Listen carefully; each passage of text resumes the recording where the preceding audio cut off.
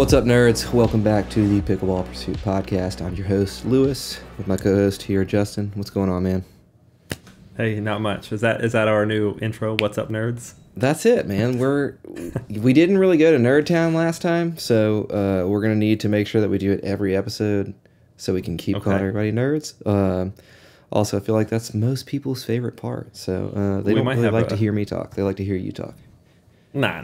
But we might have an extended trip today. We'll see. Yeah, we definitely will. Well, we are on the podcast eve of our pickleball tournament.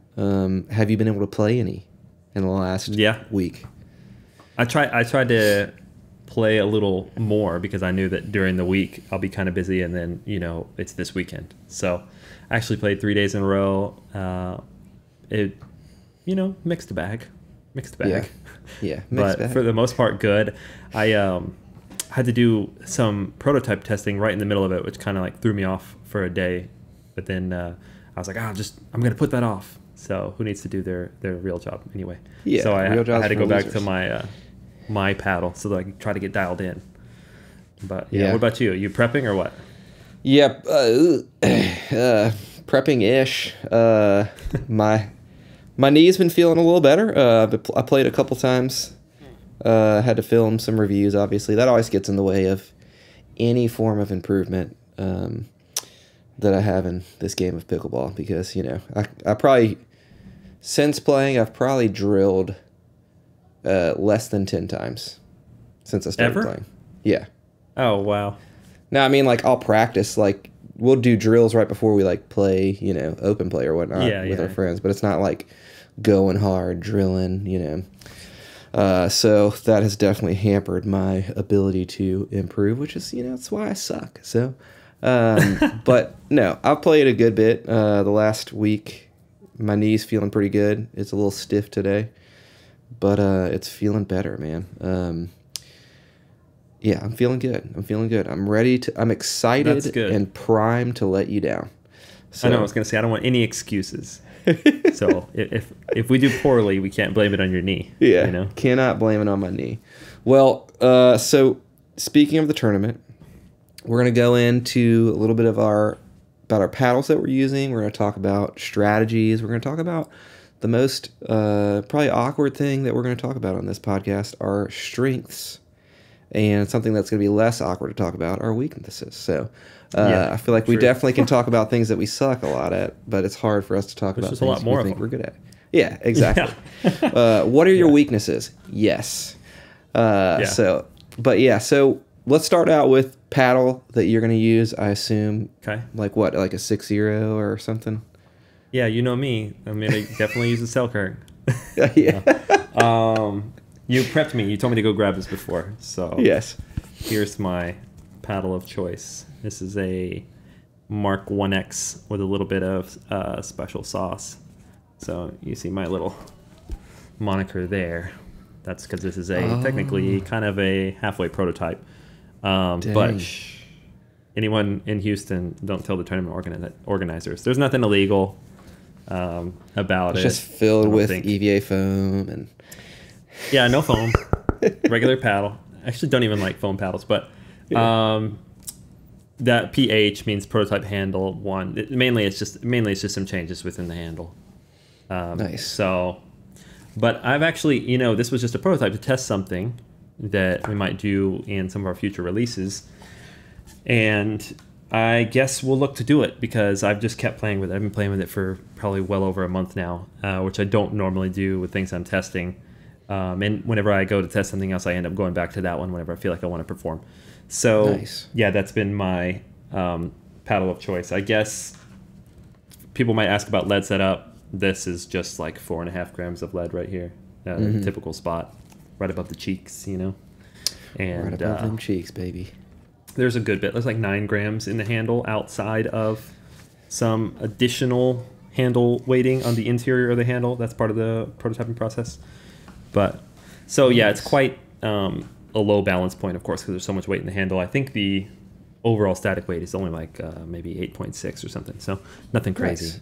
Nice. It's kind of a new trend. People have been getting super heavy paddles and more weighted butt caps. Which is something we should touch on at some point. Yeah, for What sure. about you? What are you playing with? Let me guess. I'm gonna yeah, go ahead and guess. What do you think I'm playing with?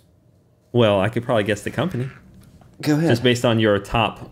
Let's see. You made a top paddles under 100 video. You made a top 5 paddles of 2024 video, and I feel like the same brand won both videos, right? Is it Well, Honolulu Pickleball Company? I can't help that they make phenomenal paddles. Yeah, I'm not hating. I'm praising. I almost, to touch on that, I almost said at the beginning of my top 5 under 100, I was like, just so you guys know, I'm going to sound like a huge shill at the beginning of this video. Because, that was 2 videos in a row that had Honolulu paddles featuring the #1 spot. But They're killing it. What's crazy is I'm actually going to go with something that featured the #4 spot in my top 5 paddles of 2024, which is the J3K Pro. Threw on Hesicor, have 3 grams of lead on this side of the handle, 3 grams of lead on this side of the handle, so 6 total. Then another 4 on each side of the paddle, as you can see. But yeah, I was flirting with putting 6 grams on each side, but just went with 4 just because I wanted to keep it a little bit lighter. I'm sure I will appreciate having slightly faster hands when I'm low-key freaking out at the kitchen line in the first game. When we're getting body bagged. Yeah. Yeah. So, but that's probably approaching 9 ounces too, right? Because the Hesicor adds weight, and then you have weight in the handle also. I haven't weighed the static weight of this paddle. I almost never do. I'm more so figuring be close out. To 9. Yeah, I just want to make sure that I'm under a specific twist weight. Under a specific swing weight and over a specific twist weight. Yeah. I think this one is like 7.7 twist weight and 115 swing weight. So pretty. I would say ideal. It's not getting too high either swing weight or twist weight to affect too much of maneuverability, which is something that I actually want to kind of like go delve more into. And I know that Pickleball Effect and Pickleball Studio have been talking about creating like a hand speed index, but I would like to have like a number that is just like kind of like swing weight or twist weight that makes it way easier for you to just kind of understand and compare paddles. So yeah, excited to use this paddle. It was between this and the J2K and that one that you sent me. So sorry, bro. Had to go with the standard. But really have been loving this paddle. Although it was #4 on my list, I would say this is currently my favorite paddle that I've been playing with. So kind of by a long shot, honestly. But I do love still the J2K, the One, the Shapeshifter, and a few other paddles quite a bit. So somebody was asking me on Discord yesterday. It was today. It was like they were asking between the J2K and the Shapeshifter. It was like, would you say they're 90% as good as each other? And I would be like, pretty much every single paddle that is the same, same material, same construction, same generation, if you will, are 90% as good as each other. It's just a few minor things in terms of feel, in terms of weighting, that kind of dictates how you feel like they perform and fit your needs and wants. So, would you agree with that? Yeah, I think that we kind of have like an embarrassment of riches, right now, if you compare it to a couple years ago, right? Because like you could almost pick any paddle company, right? Spin a wheel, right? And I bet you they have at least one paddle that's really like a top performer, like you said, like 90% as good as whatever might be considered the best. Mm-hmm. And along with that, the bad part of that is a lot of paddles from a lot of companies are very similar, right? Yes. So you don't really have like a lot of uniqueness in the market. But I think that's the next step. Now we've like raised the floor, so to say, of paddle performance. Basically, any company can make a good paddle. So it's almost like, the floor caught up to the ceiling. And now, hopefully, in order to compete, these brands are going to have to blow the ceiling open. So hopefully, like the performance ceiling gets higher and we see some like truly high-performing, unique paddles. Along with that will probably come some really poor-performing paddles because people have to try stuff. Innovation Yeah. isn't like a 100% hit. So, For sure. but yeah, I'm for interested. Sure. I think the market's in a cool place, and we'll see what the next year brings. I bet it brings some different stuff, Yeah. which would be I'm refreshing. excited. I'm excited to see that. I'm gonna make you go first, since you said we wanted to talk about something awkward.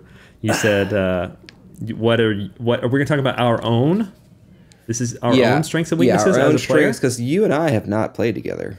People Yeah. may not know that. We've never played together. We've never even seen each other or met each other. We're just online friends right now at this point. Just But, soulmates, pen pals. That's going to change. That's about to change on Friday. Not the soulmate part. That's going to remain the same, clearly. But yeah. So the tournament Saturday, we're going to play a little bit Friday. So for any people watching in Houston, we're going to go to Pace on Friday night. I think that's in Katy. And try to get some good games, maybe some tournament prep games. And then I'll have a chance to bail out and go home whenever I see how bad Lewis is, so that I don't have to play with him on Saturday. And vice versa. Yeah. It definitely is a good out. If we get pickled like more than once, we probably should, call it quits. I don't anticipate that happening, but I don't not anticipate it happening. So yeah, so I guess we'll talk about strengths first. I don't really feel like I have like a ton of strengths. Just go for it. Own it. Here's the thing. The big caveat is there are a lot of things that I can do that can give the other team problems. Okay. But the consistency to do those things is not there. Yeah. One of those things is I would say like 60% of the time I have a very good drive. Okay, good. I'd say about 65% of the time I have a pretty solid drop. After that, there's really not a ton of things that I'm strong at. I have a decent counter, just because I'm always like every single ball, I'm thinking this is going to be a speed up, this is going to be a speed up, this is going to be a speed up. And then somebody got hit too many times. That's really, at some point.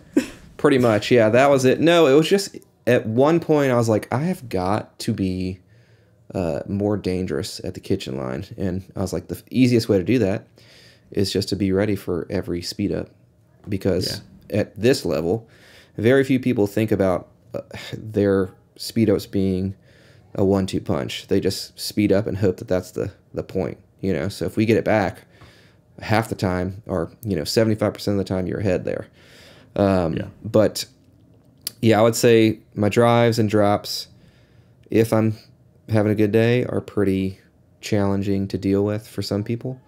And then I would say I'm very athletic. That would probably be my biggest strength. I'm quite fast. Nice. But other than that, not much. Cool. So your thirds.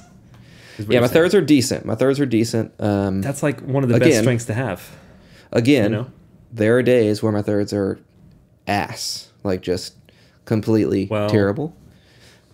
And good thing we're putting you on the left, because I can't drive. You can't drive? What do you mean? No, dude, Stop. What the deal is. Strengths first. Oh, okay. Yeah. Okay, all right. Contextualizing here, same thing you did. It's like, sure, I feel like I can hit some 5-0 shots at 2-0 level consistency. you know? Yeah. But no, I think if we're talking about within our range, like what is the shot that I feel like I hit above my level, it's probably backhand flicks. That's just like my favorite shot. I don't know why, but it's kind of come naturally to me. And within my play group, which is, around my level or a little higher, that's like the shot that people are like, dang, hey, how do you do that? That's good. Not everyone can do that type thing. Nice. So I love to do that. And let's see. Also, my group calls me the Ernie King, but it's not because I'm amazing at Ernies. It's just because no one tries them, and I try them a lot. I try. I do. I put a lot of pressure on wide dinks that are not ATP-able. I'm always looking for the Ernie. Now, though, what people who know me, will just if someone, if you hit a wide dink across and then I go to jump the corner, they will just smash the ball directly at me. Yeah. So I've gotten like bagged out of the court multiple times, which is kind of funny. But, yeah, there's a friend of mine he actually used to be a touring pro. He's probably like 4.5, 5.0 because he took years off. This was back in like, I think 2016 when he was playing pro. But I would ask him all the time, like, what is your defense? What is your best defense for like someone who's putting pressure on you for an ATP and it's like just wide enough to maybe ATP? And he's like, I just bag them. Like, I'll just hit it straight at you because there's no way you're getting out of the way. Yeah, it's too close. Yeah. So yeah, I guess at our level, people are not that. Especially if the person jumps aware. early, which I tend to jump too early a lot of times. Yeah. Then you're just like dead meat if they just hit it right at you. Yeah, you're a sitting duck. Yeah. So yeah. Scouting report for anyone playing against us. Yeah, please, for the love of God, if you are playing in Houston this Saturday, July 13th, don't watch any more of this. Okay. We've set our strengths. Don't watch any more of this. You said you like to put Ernie pressure. Do you like to Ernie from the left side or the right side? Do you like to like jump the left side and backhand? Yeah, definitely forehand? left. Yeah. And do you jump forehand? Yeah, jump forehand. Or do you like mid jump backhand from the left? No, I'm more of a jumping forehand. Jumping like smash. Yeah, jump and smash basically. But I mean, like I never smash. I usually put like 50-60% of effort because like you don't really need to put that much power on those, and all you need to do is just put it low enough to where there's no chance they're gonna it comes have back anything so on it. Yeah. I have changed, by the way, and this will work out for us since I'm supposed to play the right. I used to like to Ernie in the left better. Now I like Ernie in the right side better. I just feel like I have so much more reach and control jumping the right corner and backhanding like a fade. Yeah. Yeah, because you're almost coming to sharp it. Cross court. Yeah. You jump like into it, backhand, and then jump out. But maybe that probably has to do with what I was saying. Like, you'll see, I don't have a forehand at all. Just my forehand is like shit. It's just my backhand's just much better. So that's at the probably kitchen why line, basically, is what you're saying. No, period. You don't have a forehand? Didn't you used to play tennis? Yeah, dude. I don't know. Me and okay, we want to get into the weaknesses now. Yeah, let's get into the weaknesses. You go first because I went first. Me and my forehand drive have gone through a journey. I don't know, bro. Because I used to play tennis. Are you eclipsing 35 miles per hour?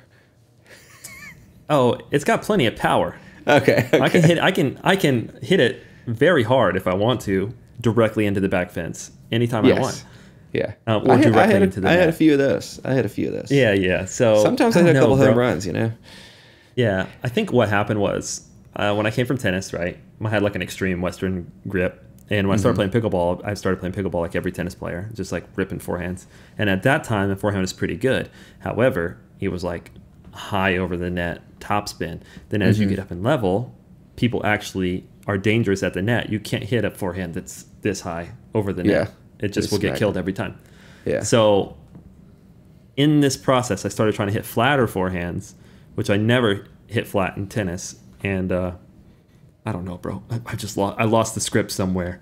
Every now and then I'll just have a day where I'm just like ripping forehands like really good, but most of the time it's not the left or right that gets me. It's I just will hit it 3 feet long or into the net. I don't know, and it probably has to do with my grip because I have now transitioned to I only use one grip, so I don't change like Eastern, Western in midpoint anymore. Yeah, I was gonna say, why don't you on your thirds just sit Western? No, because and then switch back. Because then I'll hit it too high. It'll be like too loopy. But I know what you mean, but you'll have to see. Thankfully, my drop is pretty solid, so I just drop most shots. So, so on to that. One of my, I don't know if this is like a big weakness, but this is something that I'm like intentionally been working on a lot, is returns. They're just so important. And then now that I'm paying a lot of attention to it, it's like, man, it just feels like every return, if I hit it weak and short, if I hit like a crap return, we lose 80% of those points. you know. But if I hit a great return, like a, you know, pretty strong deep return, we win 80% of those points. And it feels so obvious now that I started paying attention to it. So I don't know that my return is necessarily super weak, but I do know that it's something I've been actively working on. And my serve is not a weapon. It's not necessarily weak, but I can just move it around, but it has like, I can't hit it with any power because I'm scrub and can't hit forehands. I don't know. So, you're a scrub, dude. I mean, welcome to the club. Just put me on the right. I'll scoot over and hit everything backhand. That'd be fine. We'll lose very fast. Yeah. All right. Your turn. All right. So real quick overheads. before... Wait. I got to say this because it's embarrassing. My biggest weakness is overheads. No. I suck at overheads. No. You can't do this. That is my biggest weakness. Oh, okay, I never played tennis. Never played tennis, so I am just dog shit at overheads. Really? That's funny. Horrible. Oh, God. Hopefully none of our opponents are watching. They're just going to lob us repeatedly. Yeah, they'll lob all day. It's so bad sometimes that I just let the ball bounce, run behind it, and just hit a drop. Oh, God. Like, that's embarrassing. Yeah, sometimes. I've been getting better. But it's pretty bad. Well, I did play tennis, and my overheads are trash, so... Yeah, that's embarrassing. And I had a good serve when I played tennis, too. That was, like, one of my strengths. I don't know, dude. What? I don't get it. There are things that just didn't translate for me. I don't know. When I played tennis, insane. I was like a big serve, you know, big topspin forehand guy. It just did not translate to pickleball at all. I don't think I play pickleball like a tennis player anymore. When did you lose your confidence? What was it? I don't know, man. I don't know. God. All right, before I dive into the, you know, Lord of the Rings length book of weaknesses for Lewis, I wanted to touch on what you kind of talked about, returns. There's a mantra that I have with every single one of my partners whenever we're playing together in a tournament competitively. It's every serve, every third, every return is in. We don't ever lose points. Every third be tough. Yeah, we don't lose points on those 3 hits. All that it is every serve you hit in. Every return you hit in. Okay. Every third you hit over the fucking net. Because if it doesn't go over the net, you just waste it. Now look, I'll have 6 to 10 errors on one of those for a tournament easily. But the mindset is to, you know, keep as many unforced errors out of our, you know, way, because those are the 3 shots that are generally some of the easier shots to just get over and get in. Serve is the easiest shot to get in. Return is a little harder that way too. Yeah, exactly. Especially, Jesus Christ, returns, like, you cannot miss returns out of bounds. That's just free points, and, you know, something that I try to consciously think about when I'm playing competitively, because I feel like you're grooming me right now for the tournament. I'm grooming you. Yeah. Yeah. Every serve, every third, every return. Watch me hit my first serve out, my first third into the net, and my first return out of bounds. You'll hear your mantra from me. Yeah, every serve, every third return.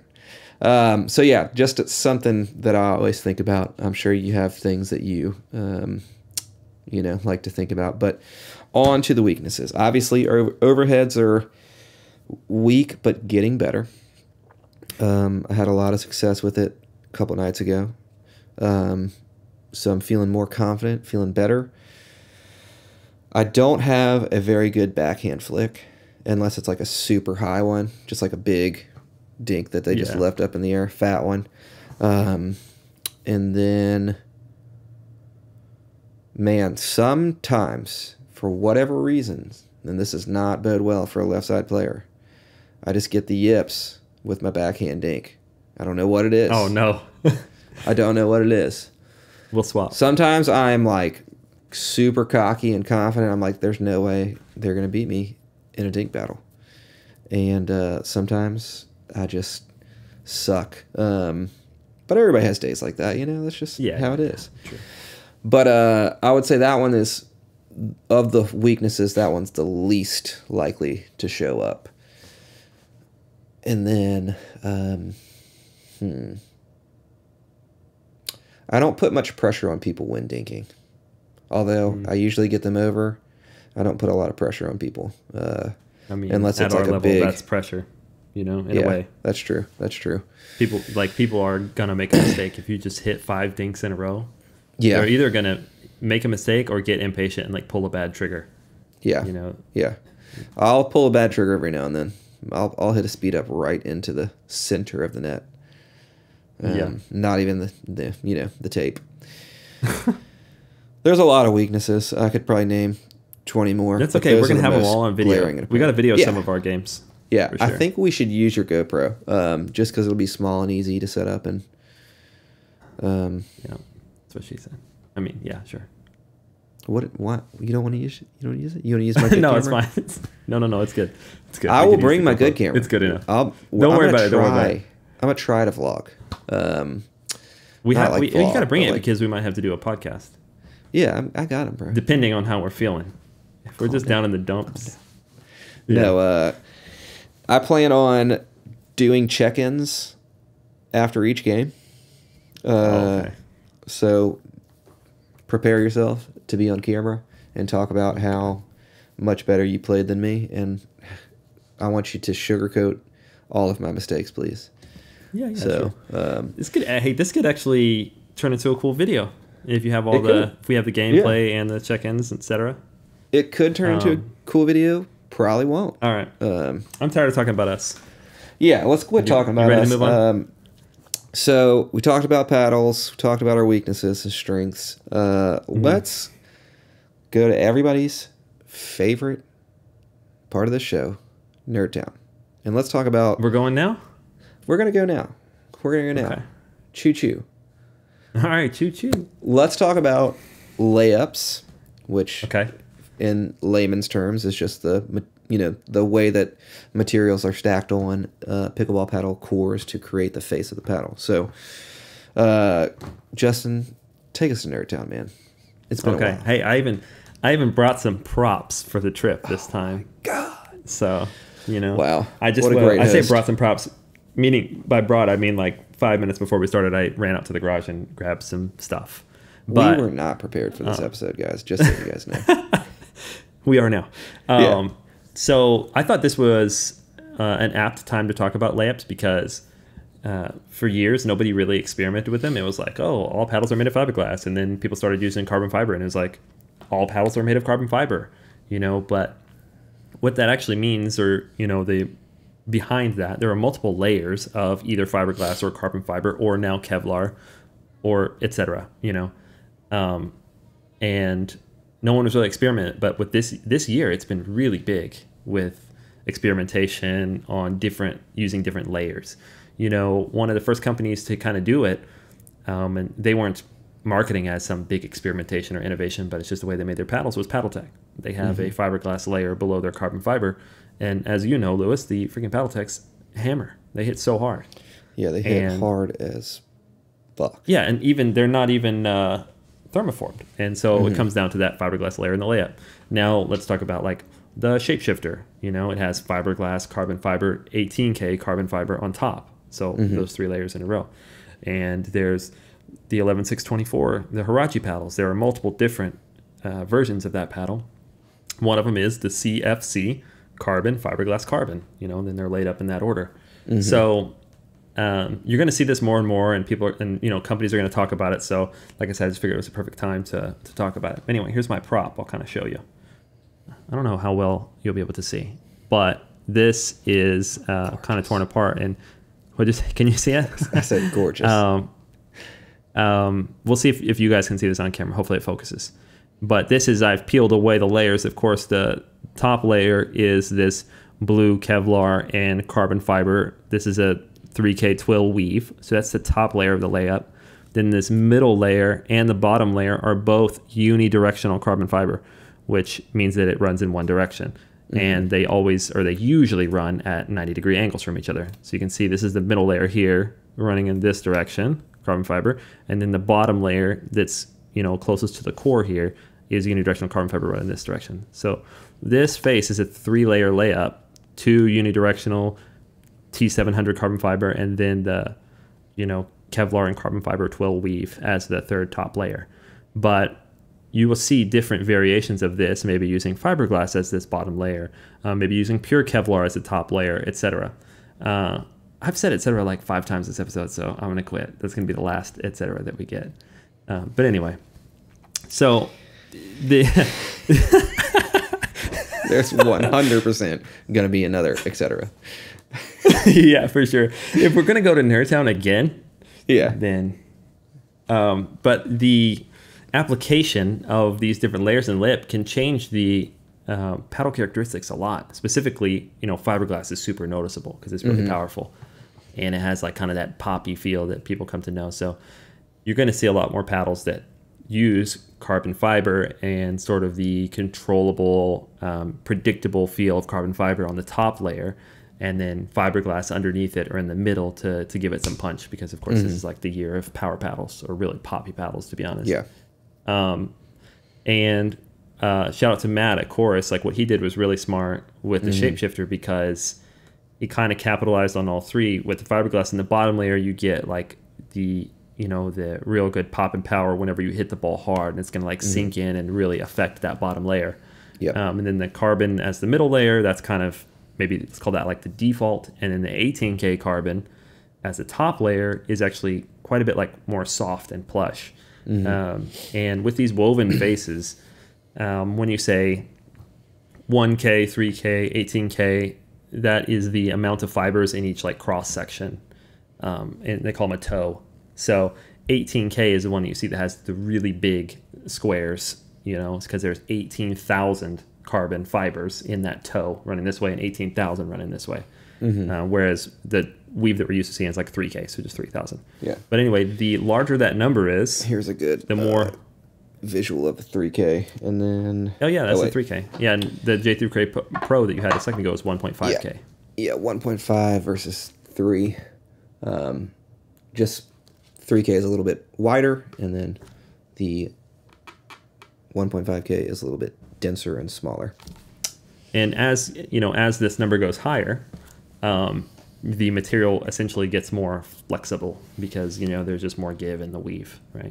You can imagine a woven basket. If it's woven really tightly, it's going to be more firm, as if it's woven loosely, it's going to have more give. So that's what the shapeshifter did. It put kind of a plush top layer on, which reacts well on the soft shots, and then as you go down through the layers, it's kind of harder and more poppy. Anyway, yeah, there's a couple other examples, but I thought that was really interesting and not something that people maybe readily understand, and just get ready to see it more and more, because more companies are going to do it and experiment with it. And there's a couple paddles unreleased right now that are going to have, some different layers in the layup. So yeah, there's layups.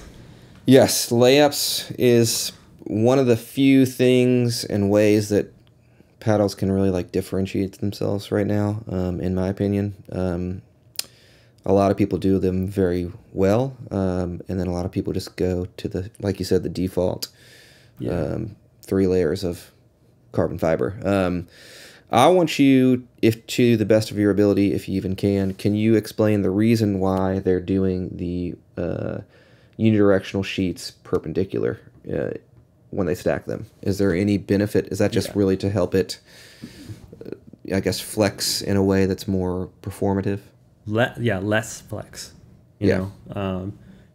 I mean, as you can imagine, if you have the strands all running one direction like this, then with carbon fiber, which has a high tensile strength, which means it doesn't really stretch, it's not actually going to flex much in this way. I don't know if you guys can see my hand, but however, you may hit it in a way that makes these strands kind of like separate. So now all of a sudden you've introduced a lot of horizontal flex with very little vertical flex, right? Now, if you lay them across, now you've essentially strengthened the weaknesses of each one. Nice. So just to make it stronger. And we talked about peel ply, and it goes in with this because it's all part of the layup process. They impregnate these layers, usually 3 layers, with epoxy. That's what sticks the layers together. and the epoxy is all the way out to the outer side, and that's where the peel ply gets put, and that's where you get the peel ply texture. But these layers are essentially laid up and then pressed together and sealed together, and they're like I showed you that piece.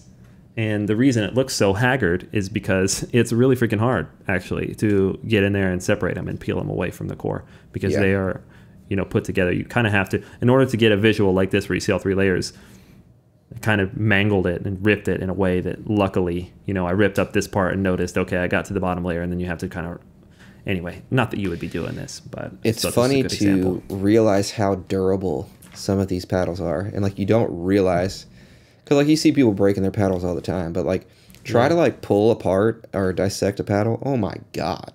Like those things are very challenging. Like pulling edge guards off, challenging. Like obviously it depends peeling layers on the type back, of glue they use. very challenging. Yeah. It's just like, it's crazy to think, but in your, I'll ask you this question and then I'll answer it for me, but what is your preferred layup? Like if most paddles, correct me if I'm not mistaken, but most paddles it's 3 layers of varying it's material. Yeah, it's almost always 3 layers. And well, one that I don't know that anybody's using in the market yet is my favorite so far, and it's pretty close to what the shapeshifter is: fiberglass, carbon fiber, and then the 3K Kevlar carbon, as we call it, Kevlar carbon woven. I think that's really nice. It's pretty poppy, but it's also, I don't know, it's just like the right amount of poppy. It's not too crazy. It's not too stiff, and it doesn't have a ton of vibrations, but it's pretty poppy. So other than that, obviously 3 layers of straight carbon. I know it's boring, but dang, it's just so predictable, Yeah, I'm not a huge Kevlar fan personally, like 100% Kevlar. I know that it's like a legitimate material, has real performance, et cetera, et cetera. Just my preference. Oh shit, I just said et cetera twice. Told you guys. Dang. Told y'all. God. All right. There's got to be some kind of et cetera punishment. Most predictable co-host of all time. Yeah, we should start thinking of that, because I say and so too much. This dude says like fancy words like et cetera. So, we all know who the smart one is. Fancy. Yeah. It's just, yeah. Anyway, so yeah, that's my favorite layup at the moment. Maybe we'll see a paddle like that. Yeah. In the future. So, what's your favorite? So I like them. I like, honestly, a lot of them. I don't love. I'm pretty sure the J2H uses a raw fiberglass as the top layer. I think isn't it just 3 layers of fiberglass? I can't remember. I think it might have. If I'm not mistaken, I think it does have carbon fiber in it, but I'd have to go look at the description. I'm pretty sure it has carbon fiber, but I could be incorrect about that. But I'm almost 100% sure the top layer is fiberglass, and it's definitely a harsher feel. Raw composite. Yes, yeah. I think the composite is their way of saying that it's a blend of carbon fiber and fiberglass. So that's why I'm almost certain, but could very well be wrong. But I do think that's probably the harshest of any layups. Not that I dislike it. I really like the performance of the J2H. I would say that probably just like a 3K weave with 2 layers of carbon fiber under it. It's probably like my next least favorite. And then I would say the fiberglass with the 2 layers of carbon fiber, like the Paddletech Bantam TKO CX paddles use, is there. And then I would say just regular carbon fiber, and then I guess technically the chorus shapeshifter should be put in there pretty much even with the 3 layers of carbon fiber. And then at the top I would say the 2 layers of carbon fiber with Kevlar. And then I think the J2K is 100%. I think it's 3 layers of Kevlar, but I could be wrong on that as well. Is the Pro 2 layers of carbon fiber and then 1.5K of Kevlar on top? That's a good question. I don't know. Can you do 3 layers of Kevlar? Is that possible? Now that I think about that, I'm not sure I've heard anybody say that. Because the thickness of the woven face is crazy. Yeah. I don't think that you would have 3 layers of that. But Right. it's possible. I mean, I haven't cut one open, so I can't say. Because people were like they were like complaining that I said that the Hirachi X Kevlar was 100% Kevlar. The face was, because the top layer is 100% Kevlar. And right. it has 2 layers of carbon fiber under it. I'm wondering if that's even possible to even do. I would expect, full based Kevlar. on what I have dissected, and I haven't dissected those, I would expect that there's carbon fiber layer underneath. Yeah. It just seems like it would make sense. Because, I mean, there's almost there probably would not be, it'd probably be bad for performance to have 3 layers of woven, Yes. 3K, on top of each other. So we'll dig into that. We'll figure that out. I'll figure that out. I'll ask Jam and some other people who are using Kevlar. So I would say those are my in order worst or least favorite to favorite. But honestly, I enjoy all of this. Like, I really do. There's paddles from every single layup that I think are extremely good. So I'm rubbing off on you. That was a really long non-answer. Yeah, that was a really long non-answer.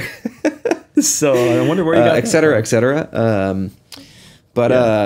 So speaking of, we're kind of talking about paddles and their layups and some interesting layups.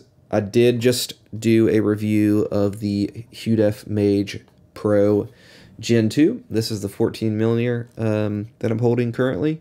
It is that 3K carbon fiber Kevlar weave, and I'm sure it has 2 layers of perpendicular unidirectional carbon fiber under it. This is a completely different shape to the original Mage Pro.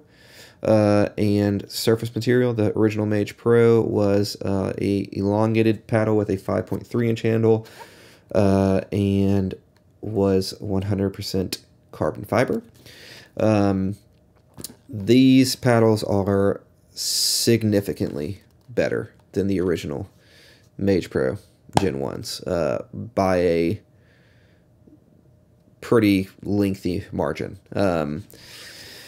I'm not sure what they do with the weighting internally, but they're clearly doing something, because this is, I mean, you can look at it, it's virtually the same exact shape as the Mark 1 and the 6.0 double black diamond and virtually every other hybrid shape paddle that is not the J2K. And it's somehow like half a point higher on twist weight than every single other hybrid shape paddle with the same this low specs. swing weight. Yeah. Exactly. Yeah. So this one is the 14 millimeter, had a swing weight of 107 and a twist weight of 6.48, which is like crazy. Very high for a 14 millimeter. And the 16 millimeter was 116 swing weight, 6.98, if I remember correctly. It was 6.9 something. I'm pretty sure it was 6.98 twist weight, which is also another like psycho twist weight to swing weight ratio, especially for a hybrid shape paddle that is tapered. So the reason why a tapered paddle generally will have a lower swing weight is because there's less surface area on the outside edges, and that's going to lower the twist weight. Whereas what makes the J2K super unique is that it has, one second here, is that it features no taper. So the top edge corner to the bottom edge corner are the same width.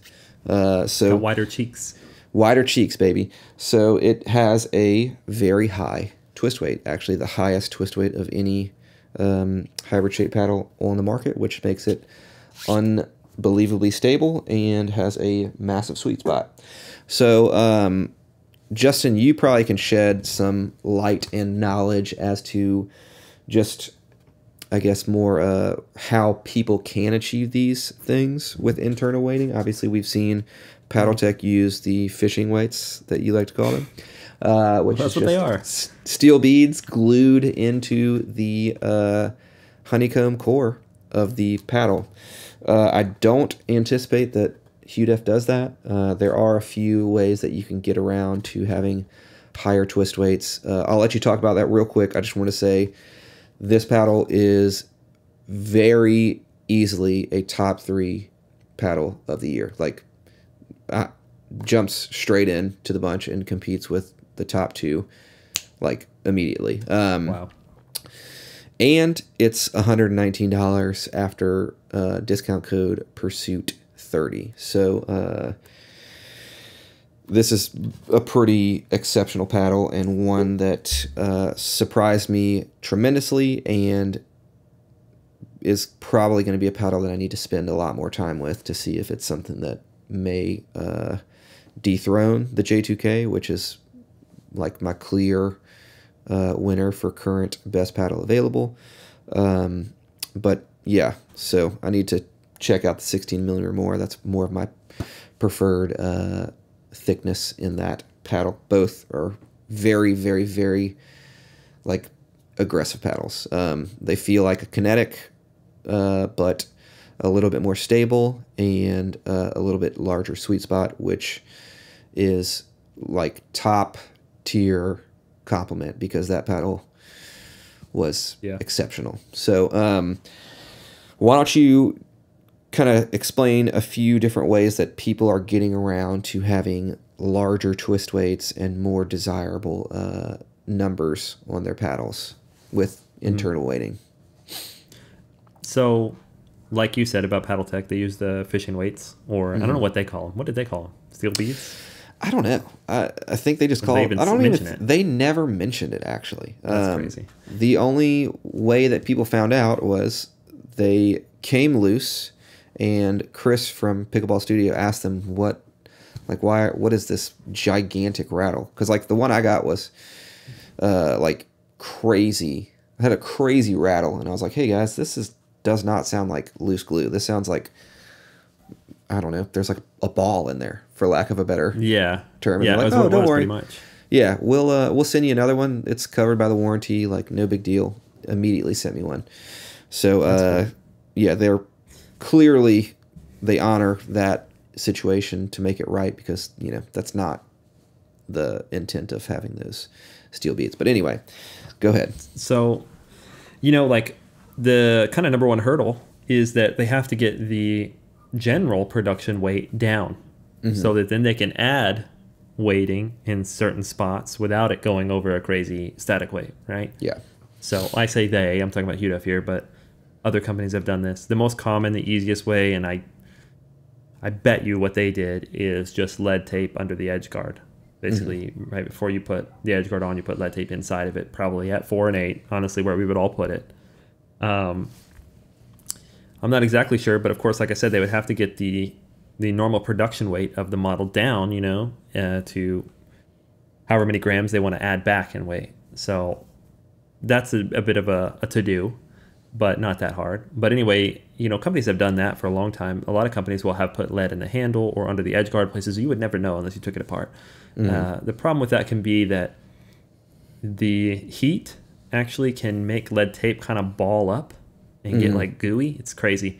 And it can cause your edge guard to come loose. So I guess we'll see in a few months if people are talking about, oh, my Mage Pro 2, the edge guard's coming loose and falling off in this bottom corner. I would guess that would be because lead tape is under there, and as it heats up or you leave it in your car or whatever, it gets gooey, and then it makes the glue kind of fail. Real quickly, do not leave your pickleball paddle in your car if you live in a very hot and sunny area. Or a cold area. Yeah, that's true. Yeah, either or. Just any extreme temperatures, don't do that. Yeah. Okay, all right. I just decided I'm going to spill the beans on something. I don't know if I should. We love this. I'll just you don't have to if you don't want to, but yeah. I'll do it. You know what? Do I'll it. Do it for the listeners. In an ambiguous way, if you'd like. Nah, I'm just going to go for it. Go for it. I love it. All right. So people who have made it here, now you can hear this part. This is something I'm working on. And it's not that crazy. So maybe someone else is working on it. If you see another company come out with this in the next couple months, I'll just assume they stole it from me, even though they probably figured it out. Yeah, they absolutely stole it from me. Something I've been working on for internal weighting, and this still has a long way to go before it's perfected, is tungsten putty, which is kind of readily available in other markets. But foam, like paddles currently right now, here I'll use another little prop I have. They have like this, this foam edge, essentially. Mm-hmm. So this is about 10 millimeters thick of foam around the edge, and it goes around the entire paddle. Well, it's actually like, I don't know if you'll be able to hear this, but it's very like kind of crunchy and soft, and it's easily deformed. It's not a springy foam at all. Mm-hmm. It's mainly just for weighting and for vibration dampening. Well, that being said, it's easily deformed. So imagine if you were playing with Play-Doh and you rolled it up into like a long, thin line. You could do the same thing with tungsten putty. And what I've been experimenting with is this section right here inside the paddle. So before the edge guard's on, the foam is here, and you can make a depression into the foam, the same shape as the putty, insert the putty into the foam, and then seal the edge, and it will be flat, and you will never know it's there. However, it's a significant bit of weight that adds a lot of stability. It's the same reason everyone always put lead right here, Mm-hmm. So it can boost performance quite a bit, but of course, like I said, the challenge is getting the production paddles down in weight a little bit, so then you can add that weight back. Yeah, but from people do my initial 100% freak out over paddles that are like 8.3 ounces. Or above. I know People freak out. I know it's kind of crazy, because there was actually a prototype that I was like, man, this paddle is actually so good, and I would love to come to market with it. But they came in average like 8.3, 8.4 ounces, and I knew we couldn't do it because people wouldn't be able to get over it. But however, if we had, I'm telling you, it would have been a really good paddle. But everyone just would have been caught up on that. They'd have been like, "Oh, it's so heavy." Do it. But it was like a low game, swing weight. Man. Change the game. It's too late. But with just as an idea, the prototype that I had is a hybrid shape, so same as the Mage 2 Pro, with the internal weighting, and it was 7.9 ounces, so under 8 ounces. It was 114 swing weight and 7.2 twist rate. And this was a 15 millimeter very paddle. Good.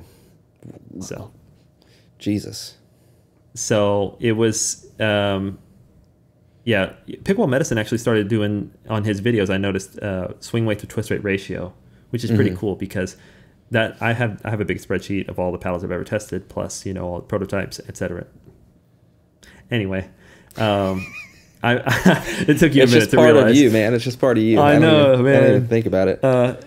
Anyways, I've had that field in there. Of course, it just auto-calculates in the spreadsheet. But twist weight to swing weight ratio, I've had that in there for maybe 9 months. And it's something that I definitely look at when creating prototypes. At least it can kind of give you a general idea of the type of paddle you're making as far as hand speed and stability. Yeah. Generally. So anyway, so that's the inside scoop. You talked about ways to do internal weighting, tungsten putty embedded in the foam. Yeah. I'm sure there will be even more. There's got to be other Not ways. that is like an archaic way at all, but I'm sure there will become. Oh, yeah. No, it's not an advanced way. In the future. Yeah, there'll be many great ways to do it.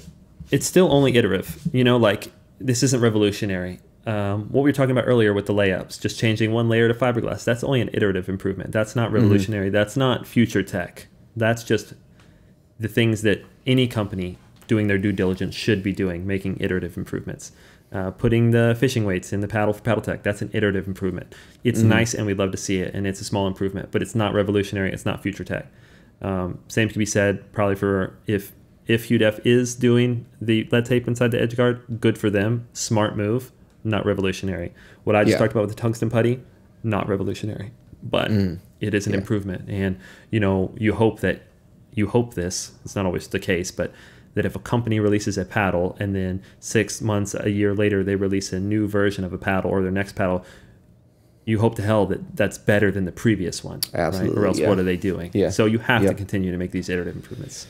I know companies that don't improve on their paddles. Yeah, I know. So we all do. Yeah. Well, great information. Way to bring us to NERDTOWN again. Yeah, true. We kind of stepped out for a second. We talked about the Mage, and then we jumped back into NERDTOWN. So yeah, speaking of paddles, this is kind of the meat and potatoes of the episode, but I think we'll probably kind of fly quickly through it. But Okay. let's talk about the biggest paddle myths and or misunderstandings. The biggest misunderstandings. First one we're going to talk about is delamination. Would you mind explaining to the viewers what delamination is? Delamination, just to give everybody a quick, I don't know what the word I'm looking for is, but this is a word that is commonly used all the time, and people say, your paddle's delaminated, your paddle's delaminated, your paddle's delaminated. So why don't you explain to everybody exactly what delamination is and why it is not the common what people think it is. Yeah. Yeah. I understand where it came from, right? Because there was a massive issue that kind of hit the market all at once whenever thermoforming became popular. And it was what we will now call core corruption. But it kind of mistakenly got called delamination early on. And since it was a new concept, no one knew. Everyone just took that and ran with it. That's okay. We needed a name for it. It happened to be the wrong name. So that's how it became really popular. Yeah. But here, this is actually coming in super handy, by the way. This just happens to be on my desk. But perfect. This is a perfect example because this was a sample that the reason why it got cut up like this is because it was having issues, core corruption issues. So you can see on this side, here's the honeycomb pod, the propylene core. This is the face. Delamination would mean that the face layers are coming unglued and like flapping up essentially from the core, which almost never happens.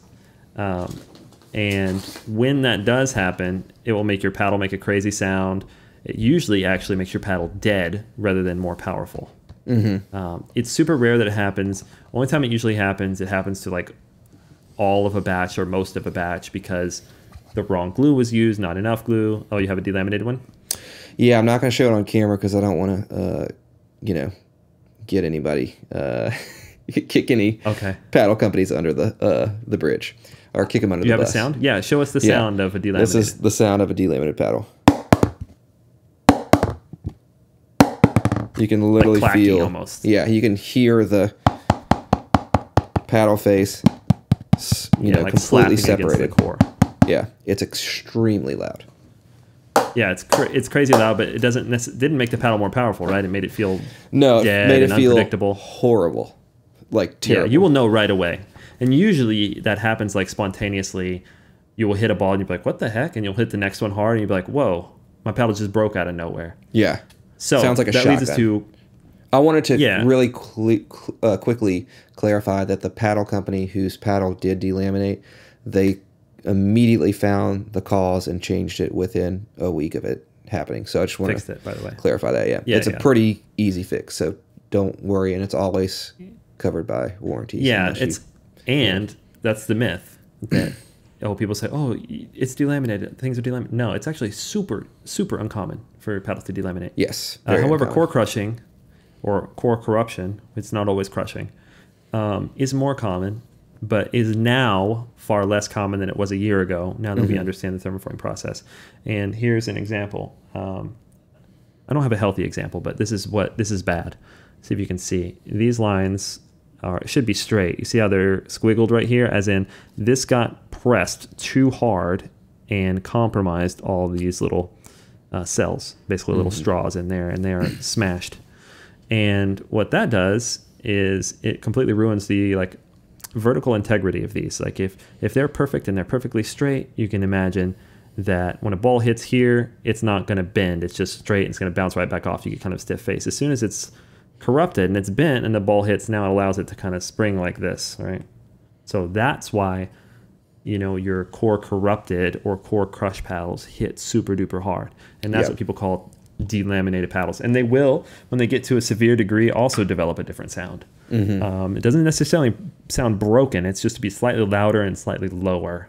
Yeah. Sound kind of like some paddles that we know that came to the market. Noise. Yeah. The tall tail or the telltale sign of a delaminated paddle is if you push your fingers into the center of the paddle, you can hear like a little faint this. crunch.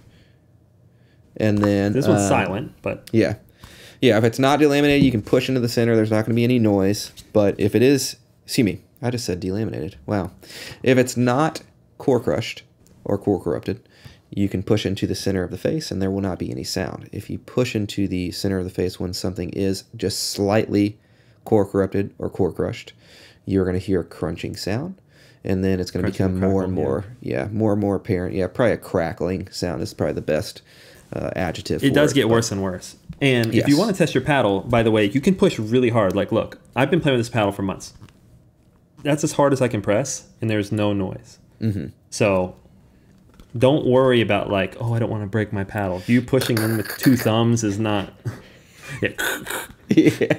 So, but anyway, but it's obvious. I mean, all that to say is like, oh, I know that's a marked paddle. I'm not trying to say we're perfect because we had and then have continued to have a small percentage of core crush paddles that didn't get warranted, by the way. They get replaced. Yeah. But almost every brand every at this company point, I've ever heard of has had, at the very least, a few paddles core corrupt. Almost every company. But the difference is, we're talking about like when thermoforming first became a thing, it was like 5 to 10% of paddles warranted for core crush, which is crazy. Mm-hmm. Now it's like less than 1%. Yeah. If you're doing it right.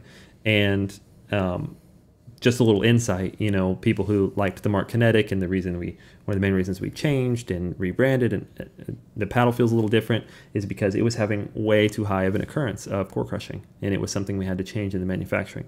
When we made that change in the manufacturing in order to make sure the cores weren't corrupted or crushed at all, and that made the paddle, lo and behold, have a little less power than the Kinetic did. Yeah. And so that's another thing I'll say is that most of these paddles that core crush, like, you're not doing it, big boy. You're not hitting the ball that hard. It probably came from the factory, already, compromised, and then that is the now thing you've too. Continued the process. It's almost 99% of the time because it has already been in manufacturing process, been slightly damaged and just prone exactly. to That's exactly what happens. Yeah.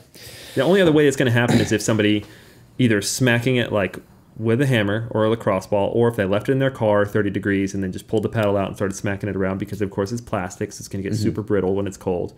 But almost every case is they came compromised from the factory due to manufacturing issue or variance or whatever you want to call it.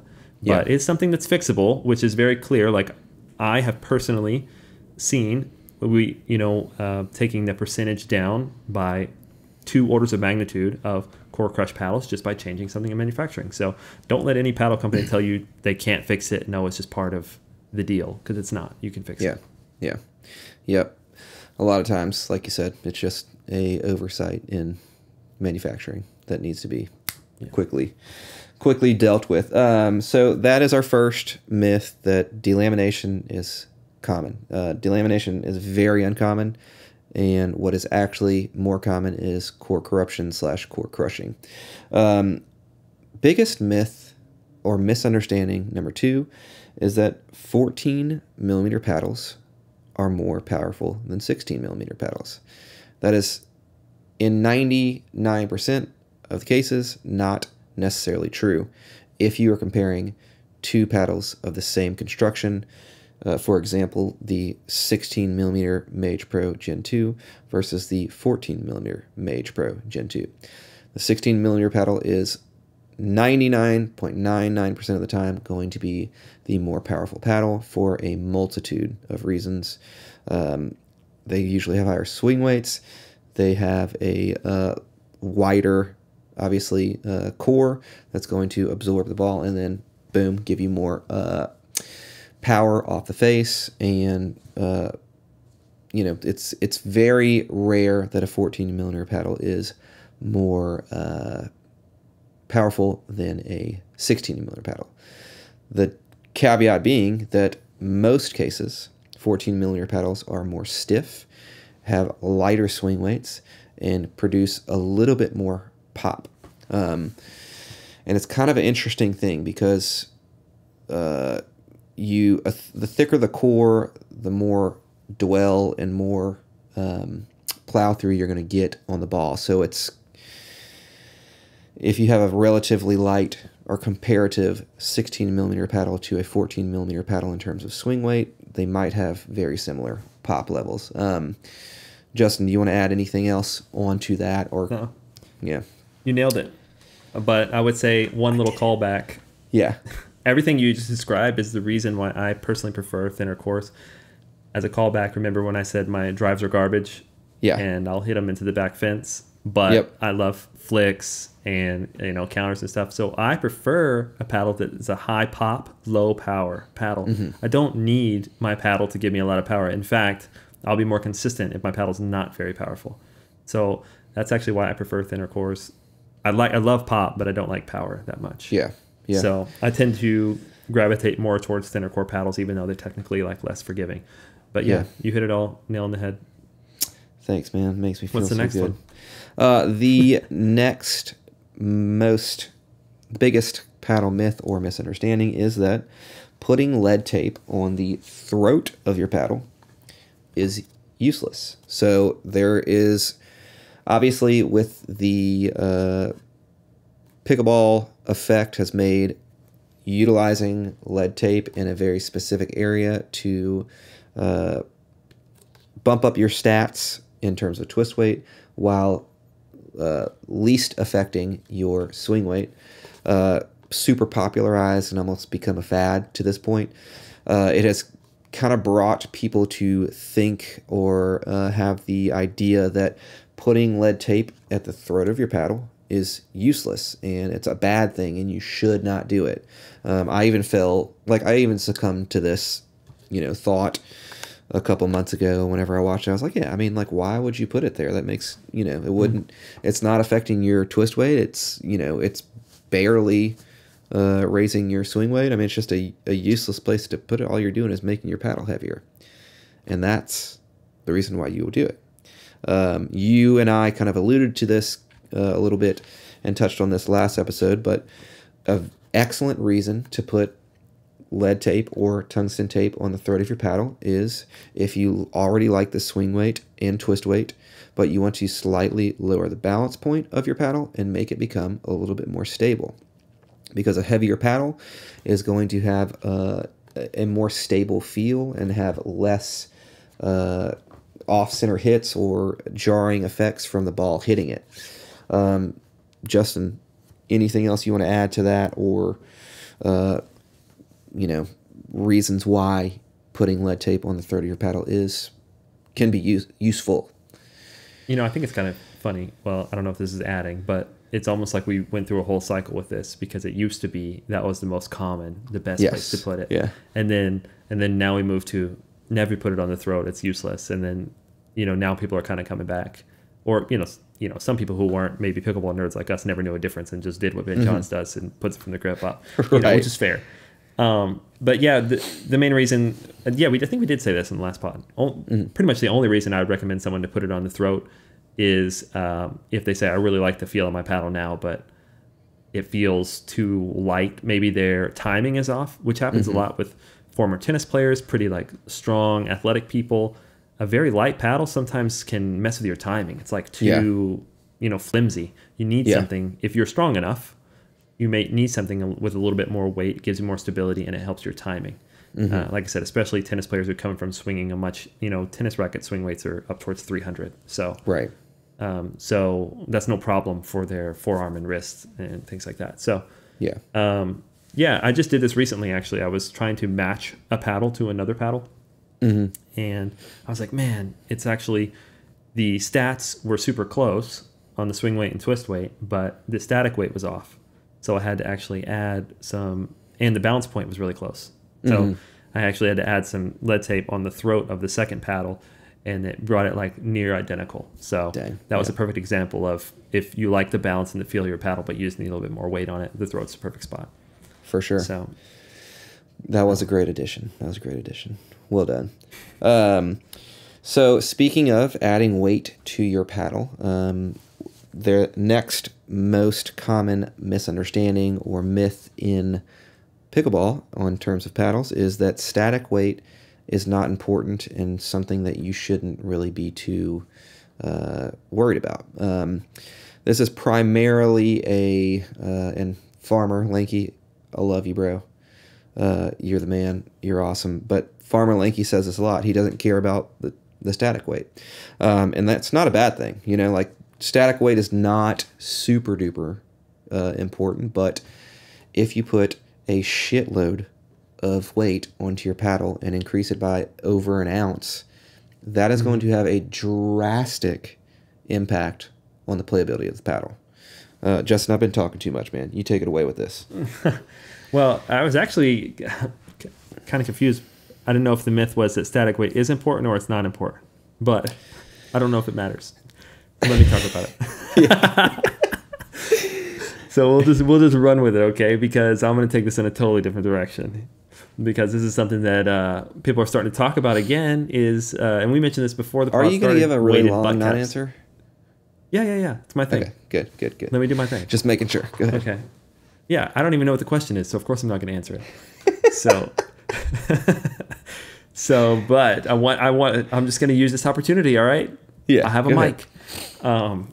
People have talking about weighted butt caps and putting weight on your handle. Mm-hmm. Slice, the company, just came out with these weighted butt caps, and it's a big topic right now, which is funny because it's always kind of been a topic, and the people who have been in these conversations will know that months ago someone would come out and be like, "Oh, I love putting weight in my handle.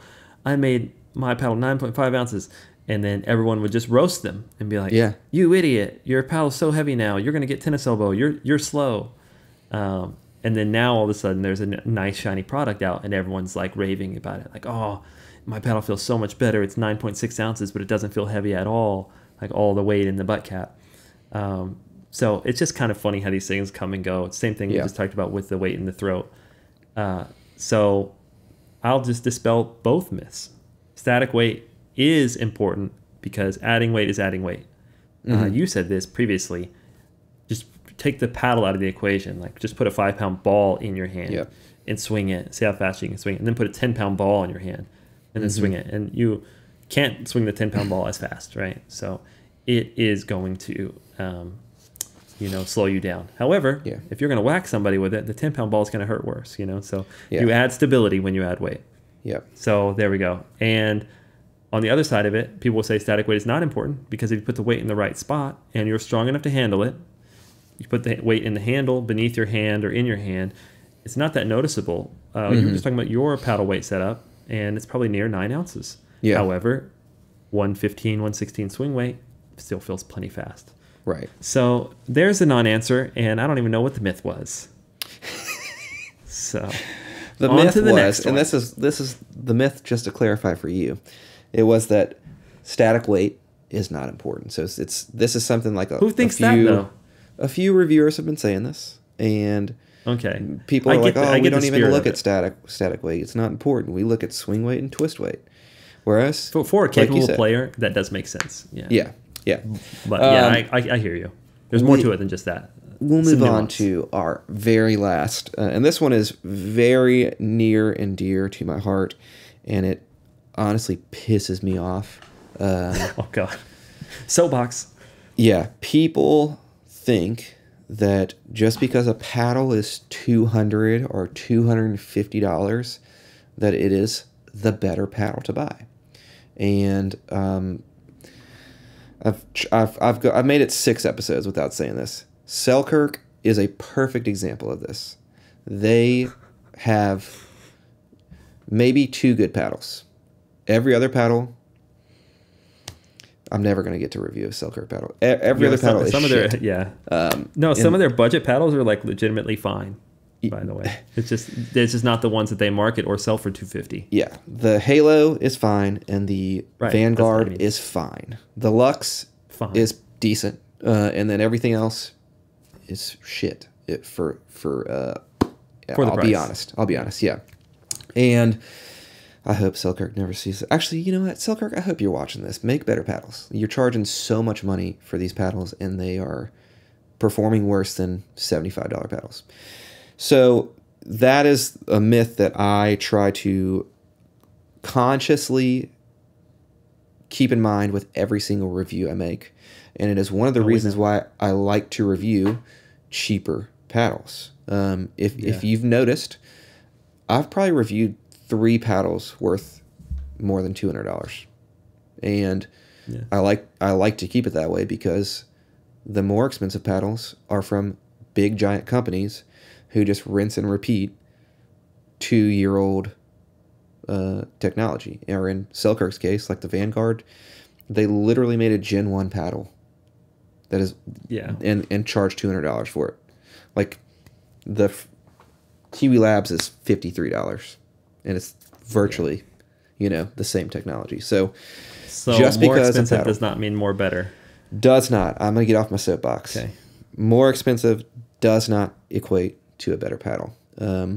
Pay attention to things like the construction, the swing weight and twist weight, and just any innovations that people are making. Warranties are a good thing to keep an eye on. I never really think about those just because I get the paddles for free and test them and review them. So that's something I need to make a conscious effort to be more aware of, because I know people really value a good warranty. So, and that's one thing that Selkirk does have. I'll give them. They have a good warranty. Yeah. Good warranty for bad paddles. Feel better?